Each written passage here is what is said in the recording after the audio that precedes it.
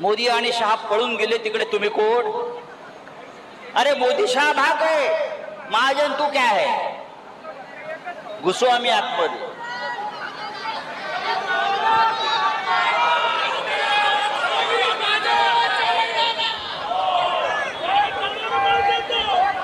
हा संताप, ही चीड, हा संताप, ही चीड, हा राग, ही आग, ही अशीच पेटत ठेवा.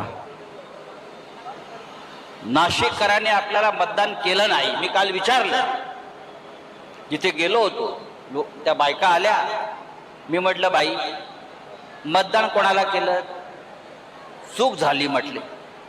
आम्ही पैशाला भुललो. 1000-1500 रुपये घेतले आणि आयुष्यामध्ये 5 वर्षासाठी खड्डे आणले. त्याच्यामध्ये तुमचीच पोरं बाळ मरतायत ही त्या जनतेला आता कळलेलं आहे. मला आश्चर्य वाटते की भारतीय जनता पक्षाचे आमदार आंदोलन करतायत खड्ड्याविरुद्ध. नाशिकची अवस्था अत्यंत गंभीर आहे. अयोध्या आणि दुसरी अयोध्या जिथे रामाचं वास्तव्य होतं, पण ज्या अयोध्येमध्ये भारतीय जनता पक्षाच्या लोकांनी राम मंदिराचं दानपेटी लुटली, सीतामाईचे दागिने लुटलं, मंगळसूत्र लुटलं, त्यांची तिथे पिलावळ आहे. ते नाशिक ही दुसरी अयोध्या लुटतायत, ही रामनगरी लुटतायत. ज्याने अयोध्येतल्या रामाला सोडलं नाही ते हे पंचवटीतल्या रामाला काय सोडणार? या सगळ्यांना आता आपण सोडायचं नाही. त्यासाठी एक प्रचंड मोर्चा आपण काढलेला आहे.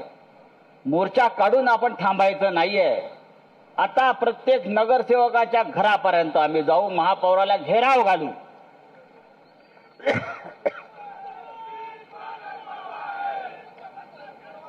मी आयुक्तांना सांगू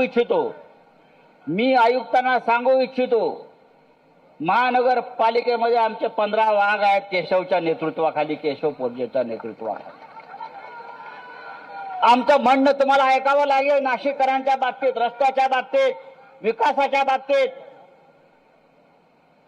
जर ऐकलं नाहीत आणि मनमानी केलीत तर हे गेट तोडून आम्ही आतमध्ये येऊ.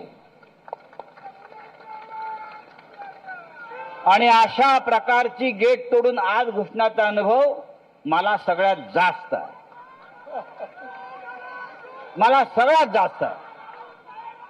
हे आम्ही आयुष्यभर केलंय, मिरजेकरांनी केलंय, आम्ही सगळ्यांनी केलेलं आहे. तेव्हा मित्रांनो, शिवसैनिकांनो, ही एकजूट आपण दाखवलीत नाशिककरांसाठी, ही अशीच ठेवा. रस्त्यावरच्या खड्ड्यासाठी तुम्ही काय मुदत देताय? आता आयुक्तांना भेटतायत. केशव पोरजे जाऊन आता आयुक्तांना भेटणार आहेत निवेदन घेऊन. ताई आपण पण जाताय, साजनपुरे ताई आपण सगळे जाताय. आम्हाला तुम्ही मुदत द्या. प्रथमेश आहे, सगळे आहेत, आपण सर्व नगरसेवक जातायत. नाशिकचे खड्डे कधी बुजवताय याची कालमर्यादा आम्हाला द्या. आणि ते सुद्धा हवेतले शब्द नको आहेत, आम्हाला कालमर्यादा द्या. आणि त्यानंतर जर खड्डे बुजले नाहीत तर तुम्ही आहात आणि आम्ही आहोत.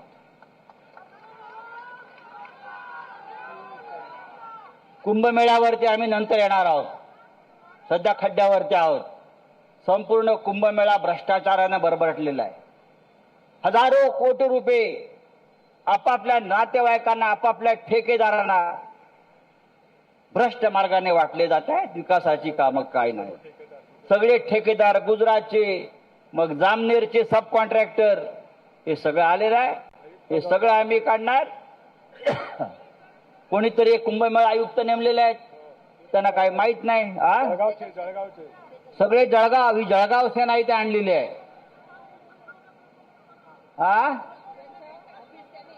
मग आजही आज श्रावणातला